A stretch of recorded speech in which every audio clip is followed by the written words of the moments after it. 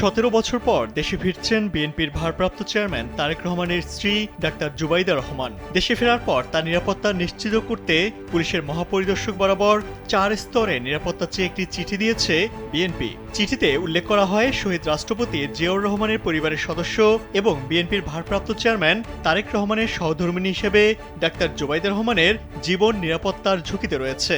ঢাকায় অবস্থানকালে তিনি ধানমন্ডিতে নিজের পৈতৃক বাসা মাহবুব ভবনে থাকবেন। চিঠিতে নিরাপত্তা নিশ্চিত করতে 4টি ব্যবস্থা গ্রহণের অনুরোধ জানানো হয়েছে। একজন সশস্ত্র গানম্যান নিয়োগের সঙ্গে গাড়ি সহ পুলিশ প্রোটেকশন চেয়েছে বিএনপি। এছাড়াও বাসায় পুলিশ প্রহরা এবং বাসার প্রবেশপথে আর্চওয়ে স্থাপনের জন্য অনুরোধ জানানো হয়েছে।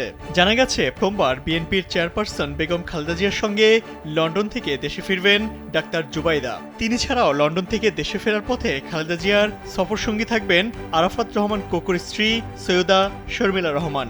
১/১১ সরকারের সময় ডাক্তার জুবাইদা তারেক রহমানের সাথে লন্ডনে চলে যান এবং এরপর থেকে সেখানে অবস্থান করছেন।